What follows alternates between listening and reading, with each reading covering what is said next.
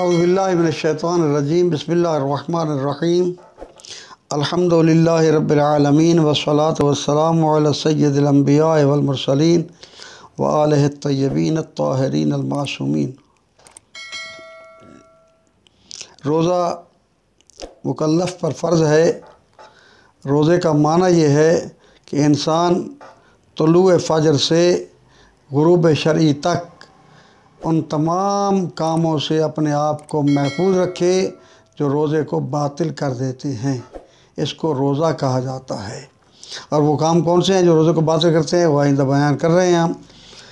तो असल ये है कि इंसान एक नियत करता है, इरादा करता है। नियत ये नहीं है कि इंसान ज़ुबान से अदा करे कि मैं रोज़ा रखता हूँ पहली माह रमज़ान का वाजिब क़ुर्बतन इलल्लाह, ऐसी ज़रूरत नहीं है। नियत तो ज़ुबान से ताल्लुक़ ही नहीं है, नियत का ताल्लुक़ दिल से है। तुफ़अलु बिलक़ल्ब, नियत दिल से की जाती है। तो दिल में ये इरादा पुख्ता कर ले कि मैं ये सारा दिन तुलूए फ़जर सादिक़ से गुरूब शरई तक अपने आप को उन तमाम चीज़ों से बचाऊँगा जो रोज़े को बातिल कर देती हैं, और ये बचाऊँगा अल्लाह के लिए, क़ुर्बतन इलल्लाह, यानी अल्लाह के हुक्म की बजावरी के लिए बचाऊँगा। तो इसी को रोज़ा कहा जाता है और यही रोज़ा कहलाता है। वो मुब्तिलात कौन से हैं जो रोज़े को बातिल कर देते हैं? फ़ुक़हा ने 8 मुब्तिलात बयान फरमाए हैं। उनमें से पहला मुब्तिल है खाना और पीना। खाना और पीना ये भी रोज़े को बातिल कर देते हैं। ऐसी शय को खाए जो शय आम तौर पे खाई जाती हो, या ऐसी शय हल्क में डाल दे जो आम तौर पे नहीं खाई जाती, फिर भी उसका रोज़ा जो है वो बातिल हो जाएगा। खाने से भी रोज़ा बातिल हो जाता है अमदन, और पीने से भी रोज़ा अमदन बातिल हो जाता है। अलबत्ता अगर भूले से कोई इंसान खा ले या पी ले तो इससे रोज़ा बातिल नहीं होता। यहाँ मुझे एक बात याद आ गई है और मैं चाहता हूँ कि उसको भी याद करता चलूँ। इस्लामाबाद में हमारी एक मरतबा एक डॉक्टर साहब के यहाँ इफ्तारी का अहतमाम था, तो वहाँ और उलमाए कराम भी तशरीफ़ फरमा थे। तो मगरिब की नमाज़ के बाद एक मौलाना साहब आए और इमामा एक तरफ डाल दिया, अबा एक तरफ डाल दी, और बड़े जोश में कहने लगे, आज मैं मैदान मार के आया हूँ। हम सब मुतवज्जे हुए कि बोला वो कौन सा मैदान मार दिया आपने? कहने लगे आज टीवी पर हमारा एक सुन्नी आलिम से मुज़ाकरा था, मुबासा था, या ऐसी प्रोग्राम था सुन्नी आलिम के साथ। तो दौरान बयान सुन्नी आलिम ने कहा कि अगर कोई शख्स भूले से खा ले या पी ले तो रोज़ा बातिल नहीं होता। हमने कहा नहीं, बातिल हो जाता है। तो हमने कहा कि रोज़ा बातिल हो जाता है। वो कहने लगे भाई नहीं बातिल होता। तो जितने उलमा कराम वहाँ इफ्तारी पे बैठे थे कहने लगे मौलाना बड़ा मैदान मार लिया आपने, तो अपने फ़िक़्ह को ख़त्म करके आए कि अपने किताब में पढ़ा है कि भूले से खाने पीने से रोज़ा बातिल नहीं होता। तो बहरहाल असल ये है कि खाने पीना अगर अमदन हो तो रोज़े को बातिल कर देता है। अलबत्ता इसमें एक मुतवज्जे करना है एक ख़ास हुक्म की तरफ कि इंजेक्शन लगाने से रोज़ा बातिल नहीं होता। इंजेक्शन लगाने से रोज़ा बातिल नहीं होता, खा वो इंजेक्शन इलाज का हो या ताकत का हो, तक़वियत पहुँचाने वाला हो। हत्ता कि ड्रिप ग्लूकोज़ वगैरह के लगाने से भी रोज़ा बातिल नहीं होता। आयतुल्लाह सिस्तानी का फतवा है और मैं फतवा पढ़ के आपको सुना देता हूँ। इंजेक्शन और ड्रिप से रोज़ा बातिल नहीं होता, चाहे इंजेक्शन तक़वियत पहुँचाने वाला और ड्रिप ग्लूकोज़ वगैरह की ही क्यों ना हो। बीमारी में इस्तेमाल होने वाला स्प्रे अगर दवा को सिर्फ फेफड़ों तक पहुँचाए तो उससे भी रोज़ा बातिल नहीं होता। इस तरह कान और आँख में दवा डालने से भी रोज़ा बातिल नहीं होता, उसका जायका गले में महसूस हो या ना हो। अलबत्ता नाक में डाली जाने वाली दवा वो अगर गले तक न पहुँचे तो फिर तो रोज़ा बातिल नहीं होता, लेकिन अगर नाक में डाली जाने वाली दवा जो है वो अगर हल्क तक पहुँच जाए तो फिर रोज़ा बातिल हो जाता है। तो पहला मुब्तिल और दूसरा जो है वो खाना और पीना हो गया है। उसके बाद है जिमा। जिमा से भी रोज़ा बातिल हो जाता है। جمع کسے کہتے ہیں؟ عورت اور مرد کے ملاپ کو جمع کہا جاتا ہے۔ اگرچہ منی کا اخراج نہ بھی ہو، مادہ منویہ خارج نہ بھی ہو، تب بھی اس عمل سے روزہ جو ہے وہ باطل ہو جاتا ہے۔ تیسرا ہے استمنا۔ میں نے تفصیل نہیں بیان کر سکتا کہ اس لیے کہ تفصیلی احکام تو بہت زیادہ ہیں، اجمالی طور پہ عرض کر رہا ہوں۔ استمنا سے بھی روزہ باطل ہو جاتا ہے۔ استمنا کیا ہے؟ کہ مادہ منویہ کو عمدن خارج کرنا، کسی ذریعے سے بھی ہو۔ فرماتے ہیں اگر مادہ منویہ کو عمدن خارج کرتا ہے تو اس سے بھی اس کا روزہ باطل ہو جائے گا۔ ہاں، اگر بے اختیاری صورت میں اس کا مادہ منویہ خارج ہو گیا ہے، اس کا اپنا اختیار نہیں تھا، تو اس کا روزہ باطل نہیں ہوگا۔ اس طرح ایک اہم مبطل ہے روزوں میں خدا اور رسول پر بہتان باندھنا۔ اللہ کی طرف جھوٹ کی نسبت دینا یا رسول کی طرف جھوٹ کی نسبت دینے سے بھی روزہ باطل ہو جاتا ہے۔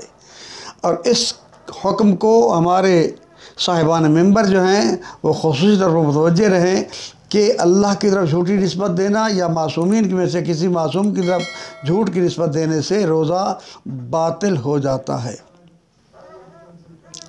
بلکہ آیت اللہ سیستانی سے یہاں لکھا ہے کہ احتیاط مستحب یہ ہے کہ جناب سید فاطمہ زہرا سلام اللہ علیہا کی طرف بھی جھوٹ کی نسبت نہ دی جائے، روزہ باطل ہو جاتا ہے، اور باقی انبیاء مرسلین کی طرف بھی اگر جھوٹ کی نسبت دے گا تب بھی روزہ باطل ہو جائے گا۔ یہ احتیاط مستحب کی صورت بنا پر۔ اس کے بعد ایک روز مبطل صوم ہے غبار کو حلق تک پہنچانا۔ احتیاط واجب یہ ہے کہ گاڑھے غبار کو حلق تک نہ پہنچائے۔ اگر حلق تک پہنچ جائے گا تو روزہ اس کا باطل ہو جائے گا۔ اب غبار کس چیز کا ہو؟ خواہ غبار ایسی شے کا ہو جو حلال ہے، کھانا جائز ہے، یا ایسی شے کا ہو جس کا کھانا حرام ہے۔ مثلا آٹے کا غبار ہے، آٹا کھانا جائز ہے، آٹے کا غبار اگر چلا جائے حلق میں پہنچ جائے تب بھی روزہ باطل ہے۔ اور اگر مٹی کا غبار ہے جس کو کھانا حرام ہے تو اس سے بھی روزہ باطل ہو جاتا ہے۔ اب یہ ایک مسئلہ ہے کہ آیا روزہ دار اگر سگریٹ پیے یا تمباکو نوشی کرے تو اس کے لیے کیا حکم ہے؟ تو کیسے بھی روزہ باطل ہو جاتا ہے یا نہیں؟ تو آیت اللہ سیستانی دامت ظلہ کے نزدیک احتیاط واجب یہ ہے کہ روزہ دار سگریٹ اور تمباکو وغیرہ کے دھواں بھی حلق تک نہ پہنچائے۔ اس سے بھی گویا کہ احتیاط واجب کی بنا پر روزہ صحیح نہیں رہتا۔ ایک ہے اذان صبح تک جنابت، حیض اور نفاس کی حالت میں باقی رہنا، یہ بھی روزے کو باطل کر دیتا ہے۔ رات کو مجرم ہوا اور یہ اپنے آپ کو اس نے جنب کی حالت میں باقی رکھا ہے یہاں تک کہ صبح کا وقت ہو گیا، تو اس سے روزہ اس کا باطل ہو جائے گا اگر ماہ رمضان کا روزہ ہے۔ اسی طرح حیض کی حالت میں عورت باقی رکھتی ہے اپنے آپ کو یا نفاس کی حالت میں باقی رہتی ہے تو اس کا بھی روزہ باطل ہو جائے گا۔ اس کے تفصیلی احکام جو ہیں پھر اپنے قریبی عالم دین سے آپ پوچھ سکتے ہیں، چونکہ بہت لمبے ہیں اس بیان۔ ہاں البتہ اگر کسی روزہ دار کو دن میں احتلام ہو جاتا ہے، ظاہر ہے کہ یہ اس نے اپنے اختیار سے مادہ منویہ خارج نہیں کیا بلکہ بے اختیاری سے خارج ہوا ہے، تو اس سے بھی روزہ باطل نہیں، اس سے روزہ باطل نہیں ہوگا۔ بلکہ یہاں تک ہے کہ اس پر فوراً غسل کرنا بھی واجب نہیں ہے۔ یہ نہیں ہے کہ فوری طور پر اٹھ کے غسل کرنا واجب ہو، ایسا نہیں ہے، بلکہ آرام سے اٹھ کے غسل کر سکتا ہے۔ ایک مبطلات صوم میں حقنہ ہے۔ حقنہ بامر مجبوری یا علاج کی غرض سے اگر لیا جائے، لیکن اس کی دو صورتیں ہوتی ہیں، یا سیال شے ہوتی ہے یا جامد شے ہوتی ہے۔ جامد شے سے حقنہ لیا جائے تو اس سے روزہ باطل نہیں ہوتا، لیکن اگر سیال شے بہنے والی شے سے حقنہ لیا جاتا ہے تو اس سے روزہ باطل ہو جاتا ہے۔ مبطلات صوم میں ایک قے کرنا ہے۔ قے یعنی اندر کی غذا، پانی وغیرہ منہ کے ذریعے باہر آنا، اس کو قے کہتے ہیں۔ اگر جان بوجھ کر کوئی انسان قے کرے، اگرچہ بیماری وغیرہ کی وجہ سے مجبور ہی کیوں نہ ہو، تب بھی اس کا روزہ جو ہے وہ باطل ہو جائے گا۔ ہاں اگر سہون قے آ گئی ہے یا بے اختیاری طور پر منہ سے پانی نکل آیا ہے، قے آ گئی ہے، اور پھر اس کا کوئی جز، کوئی حصہ اندر واپس نہ جانے دے تو اس کا روزہ باطل نہیں ہوگا بلکہ اس کا روزہ صحیح ہوگا۔ تو یہ چند ایک احکام تھے جو روزے کو باطل کرنے والے تھے، جن سے بچنا وہ روزہ دار کے لیے واجب ہے، ورنہ روزہ ان سے باطل ہو جاتا ہے۔ اب کچھ وہ چیزیں ہیں جو روزہ دار کے لیے مکروہ ہیں۔ روزہ دار کے لیے کچھ چیزیں مکروہ ہیں، ان میں سے بعض چیزیں بیان کر رہے ہیں۔ آنکھ میں دوا ڈالنا یا سرما لگانا جب کہ اس کا مزہ یا بو حلق تک پہنچے۔ اس کا معنی یہ ہوا کہ اگر دوا کا مزہ حلق تک نہیں پہنچ رہا، آنکھ میں ڈالی جانے والی دوا جو ہے اس کا مزہ حلق تک نہیں پہنچ رہا، اور اسی طرح سرما اس کا حلق تک وہ نہیں پہنچ رہا، تو اس سے وہ روزہ دار کے لیے مکروہ نہیں ہے۔ یہ دونوں چیزیں اس وقت روزہ دار کے لیے مکروہ ہیں جب یہ ان کا مزہ یا بو حلق تک پہنچ جائے۔ ہر وہ کام کرنا جو انسان کی بدن کی کمزوری کا باعث ہو، مثلا خون دینا ہے۔ اکثر ہم سے یہ سوال کیا جاتا ہے ماہ رمضان المبارک میں کہ کسی مریض کو خون دینا ہے، جا سکتے ہیں یا نہیں؟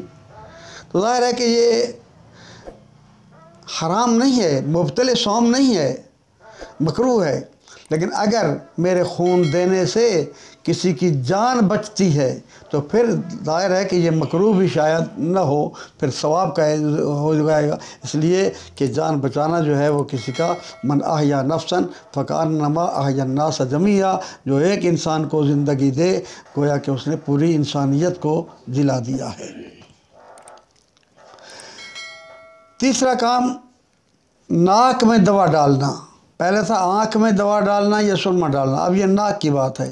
ناک میں دوا ڈالنا، اب جب کہ یہ علم نہ ہو کہ حلق تک پہنچے گی۔ اگر علم ہو کہ حلق تک پہنچے گی تو ہم بتا چکے ہیں کہ اس کا روزہ جو ہے صحیح نہیں ہوگا، لیکن اگر علم نہ ہو تو پھر مکروہ ہے ڈالنا۔ خوشبودار جڑی بوٹیوں کا سونگھنا بھی مکروہ ہے۔ عورت کا پانی میں بیٹھنا مکروہ ہے۔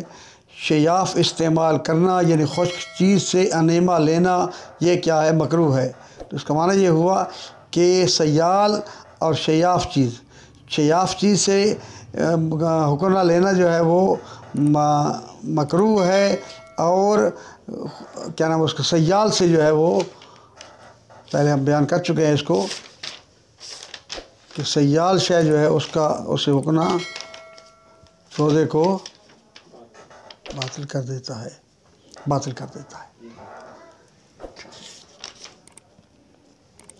اور اس کے بعد ہے تر لکڑی سے مسواک کرنا۔ اب ایک مسواک تو آج کل چونکہ وہ زمانہ ہی نہیں ہے کہ انسان مسواک کرے، کوئی برش آ گئے ہیں اور برش کے ساتھ انسان اپنے دانتوں کو صاف کرتا ہے، تو اس کے لیے بھی حکم ہے کہ اگر ایک دفعہ انسان برش لگا رہا ہے اور پھر وہ تر برش باہر نکلتا ہے اور پھر ہم اس کو اپنے منہ میں داخل کرتے ہیں، اگر اس باہر والی جو پہلے تری اس پر لگی ہوئی تھی وہ حلق میں چلی جائے تو روزہ صحیح نہیں ہوگا، روزہ باطل ہو جائے گا۔ لیکن اگر وہ تری اس کے منہ کے پانی کے ساتھ اس طرح مل جائے کہ اس کو منہ کا پانی کہا جا سکے تو اس کے نگلنے سے روزہ باطل نہیں ہوگا۔ بلا وجہ پانی یا کوئی اور چیز سیال چیز منہ میں ڈالنا، اس سے بھی روزے کے لیے روزہ کے مکروہ ہے۔ اور یہ بھی مکروہ ہے کہ انسان مادہ منویہ کے اخراج کے ارادے کے بغیر اپنی بیوی سے کوئی بوس و کنار کرے، تو یہ بھی اس کے لیے مکروہ ہے۔ وآخر دعوانا ان الحمد للہ رب العالمین وصلی اللہ علی محمد